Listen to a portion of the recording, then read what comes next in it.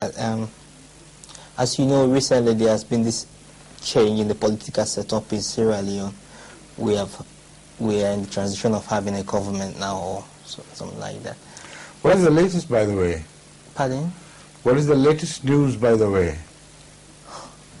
That there's and how recent is that? You know? Yes. Yes. No. Let me be clear on what the events. Okay. Then I'll answer your question, please. Okay. They have made elections. That I know, yes. Yes. And what is going to happen? They haven't been able to get 55%. So the next election, the second round, will be on the 15th. On the 15th? Yes. In which all the parties will participate, or the first few, 2, 3 were on the top? You see, the party which majority of votes, well, I think they won by 45. They got 45% of the votes cast. Is that right?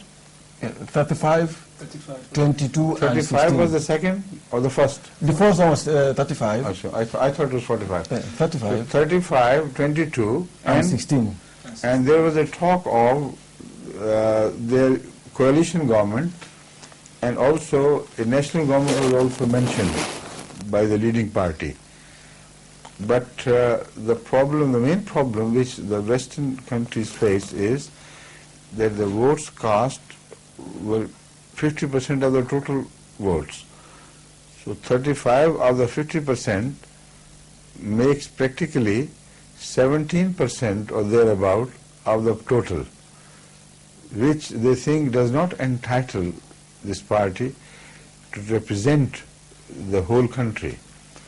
Now, this argument is fallacious, of course, because those who did not vote, among them would be those, if they had voted, they would also vote perhaps in the same proportion. It was not a party which boycotted the election, of which you can say with certainty that if they had voted, they would have voted against the elected representatives. They were a mixed, nondescript gathering, mass of people. They could not vote because of the fear of their life. So we can extend this argument that if those who could vote had given their mind to us, shown their mind, and which party they trust, that could be logically extended also to that 50% which have not voted. But they are still not happy about it. So a new election is to be held very soon. Yes. When? 15th. And if second round. Second round. Yes. You know, at every round, if the army kills it's a few thousand people from here and there, how many rounds it would require that is for the voters to be reduced, to drop to zero level? Yes. The whole population cannot be wiped out, but the voters in the next round would be more careful and more concerned for their life. Very sad situation. But when is it, by the way? The allegations are made. I don't know that whether actually the army did what is alleged that it did, but one thing is certain, that the present head of the state did not like the election to take place during this period.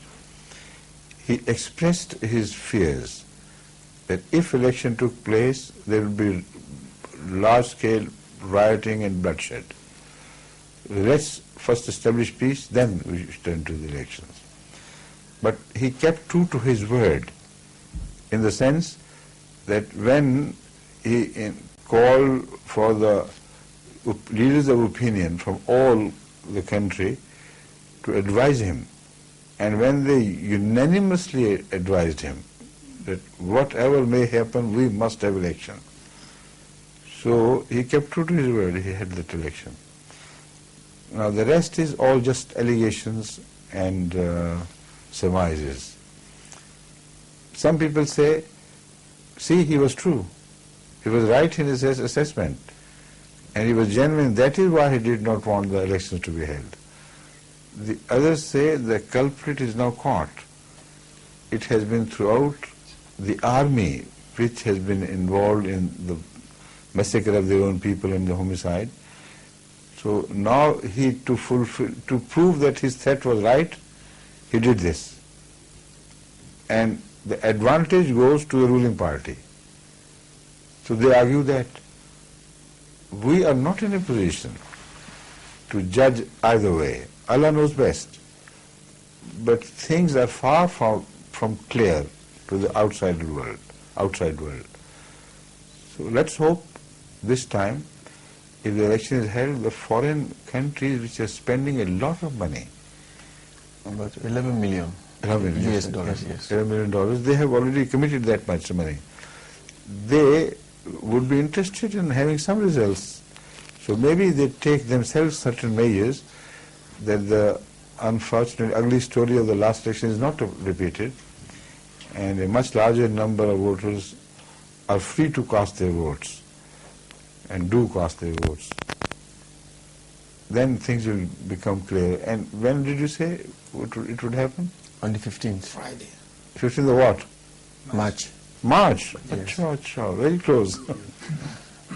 Allah bless the country. I love the country very much. Sierra Leone is one of those countries which welcomed Ahmadiyyat outstandingly and continued to do so until recently.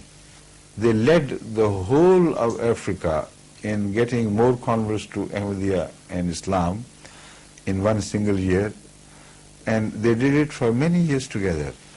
Unfortunately, these bad conditions and the ugly situation which developed has hampered the progress of preaching to a degree. But that is a compulsion of the people. Nothing can be done about it until peace is established. But what I'm telling you is that Sierra Leone is the one country which was looked up to by all other African countries as a model of progress of Ahmadiyyat for many, many years. And this is the one country which was looked down upon with fears by the Christians. They say, if we fall over the edge of the precipice, it will be this country. Because here Ahmadiyyat has become very strong, and they are making the Christian churches pack up and leave the country. This is printed material from which I am quoting this. So that is why naturally I should have a very special regard for Sierra Leone, and that I have. Let's hope and join in prayer that Allah may change the things to better and we find peace again. Inshallah. Inshallah. Please. Well, just in the same vein as you've been going, what I would say is, what advice you think you can give, with the kind of situation in the country at the moment? I have already given the advice. Yeah. In answer to all these questions, partly here, partly there, I gave the advice. It is highly essential for you to return to your moral entities, not to your tribal entity, because one is pitched against the other. Unless a unity is somehow forged in Sierra Leone, things cannot improve. And for that, Ahmadiyyat is working very hard to bring them under the common platform of Ahmadiyya Islam. And wherever we are successful, the whole Sierra Leone is witness to it, that peace establishes there.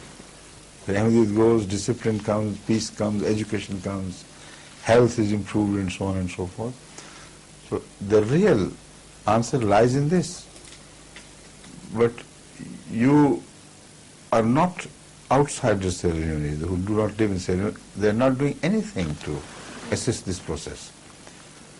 Because you should have sought other Sierra Leoneans living here, and you should have preached to them, so that when they return to their country, they go to their own respective tribes and start planting Ahmadiyyat wherever it is yet not planted, So it is highly essential to collect and muster all your forces wherever you are, in England, in Germany, in other Western countries.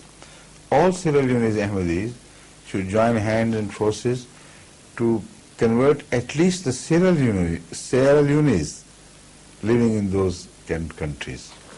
Right? Yes, Thank please. you.